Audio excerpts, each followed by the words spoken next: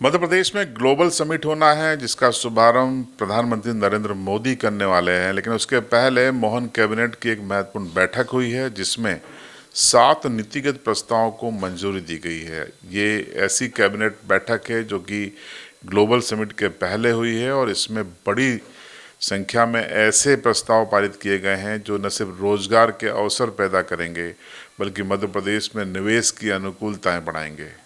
Global investor summit से पहले निवेशकों को रिझाने के लिए मध्य प्रदेश सरकार ने 7 नीतियों को एक साथ कैबिनेट बैठक में मंजूरी दे दी है। ये अपने आप में एक बेमिसाल फैसला है। इसमें औद्योगिक संवर्धन नीति 2025 समेत रोजगार, कारोबार, निर्यात, विदेशी निवेश बढ़ाने वाली 7 नीतियां हैं और साथ ही 10 उप नीतियां भी इसमें शामिल हैं। शासन की मान्यता है कि इन नीतियों के जरिए अगले 6 साल में मध्य प्रदेश में 20 लाख से ज़्यादा नौकरियां पैदा होंगी। इसके अलावा प्रदेश की जीडीपी में औद्योगिक क्षेत्र का योगदान 2.9 लाख करोड़ से बढ़कर 6 लाख करोड़ रुपए का हो जाएगा और पहले साल ही मध्य प्रदेश में 3 लाख नौकरियों का लक्ष्य है। सीएम डॉक्टर मोहन यादव का मानना है कि ये तमाम नीतियां निवेशकों के लिए एक बड़ा मौका साबित होंगी। सरकार ने औद्योगिक निवेश व संवर्धन नीति के भीतर सेक्टर वाइज 10 अन्य सब पॉलिसीज के जरूरत के हिसाब से छूट और सहूलियतें दी हैं। नीतियों को सेवा गारंटी कानून के दायरे में लाकर मंजूरी और एनओसी की समय सीमा भी तय कर दी गई है। पहले इंडस्ट्री लगाने में 30 अनुमतियों वो एनओसी की ज़रूरत होती थी, लेकिन अब उन्हें मात्र 10 अनुमतियों तक सीमित कर दिया गया है। एफडीआई के रास्ते खोले गए हैं। इस पर 1.2 गुना अतिरिक्त बेसिक इन्वेस्टमेंट आएगा। उद्योगों के लिए कैबिनेट बैठक में अधिकतम सहायता 150 करोड़ रुपए से बढ़ाकर 200 करोड़ रुपए कर दी गई है। प्रदेश में अब उद्योग लगाने के लिए एलिजिबल कैपिटल एक्सपेंडिचर पर दिए जाने वाले बेसिक इन्वेस्टमेंट प्रमोशन असिस्टेंस पर अलग अलग कैटेगरी में अधिकतम 40% से 10% तक दिया जाएगा। उद्योगों को अधिकतम 200 करोड़ रुपए तक की सहायता दी जाएगी। पहले ही 150 करोड़ रुपए तक ही थी। मध्य प्रदेश में अधिक लोगों को रोजगार देने पर 1.5 गुना, 1.5 गुना और पिछड़े क्षेत्रों में निवेश पर 1.2 गुना अतिरिक्त निवेश प्रोत्साहन सहायता राशि प्रदान की जाएगी।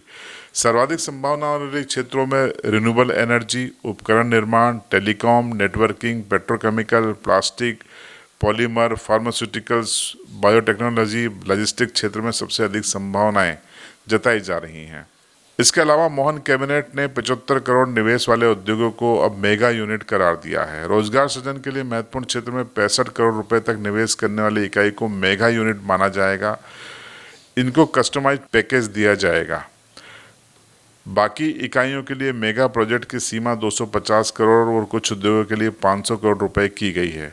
इसके तहत आने वाले मुख्य सेक्टर में एग्री, डेयरी, खाद्य संस्करण, garment, footwear, toys and accessory, James and jewellery, furniture, विनिर्माण आदि शामिल है। 50 से 125 करोड़ के निवेश पर 40% से 32% तक और 125 से 2500 करोड़ रुपए तक के निवेश पर 32 से 10% तक इंसेंटिव दिए जाने का भी फैसला किया गया है।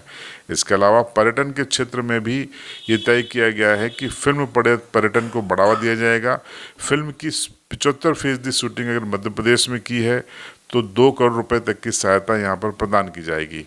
कुल मिलाकर ग्लोबल इन्वेस्टर समिट के पहले मध्य प्रदेश की मोहन सरकार के इन फैसलों से वो वातावरण उपलब्ध होगा जिसके चलते निवेशक आकर्षित होंगे, विदेशी निवेशक आकर्षित होंगे और मध्य प्रदेश में अपने उद्योग लगाएंगे। जाहिर सी बात है, अगर उद्योग मध्य प्रदेश में लगेंगे तो बड़े पैमाने पर स्थानीय मध्य प्रदेश वासियों को रोजगार मिलेगा। सरकार की मंशा अगले 6 सालों में 20 लाख नौकरियां पैदा करने की हैं, जो कि निवेश के माध्यम से स्थापित उद्योगों और अलग अलग क्षेत्रों में मिलेंगी। इस साल ही 3 लाख नौकरियों का सरकार का लक्ष्य है। उम्मीद है कि ग्लोबल इन्वेस्टर समिट के माध्यम से मध्य प्रदेश में एक बार फिर से बड़ा निवेश देश और विदेशों के बड़े निवेशक करेंगे, जिससे मध्य प्रदेश स्वर्णिम मध्य प्रदेश तो बनेगा ही, भारत की अर्थव्यवस्था में मध्य प्रदेश की एक बड़ी भूमिका होगी।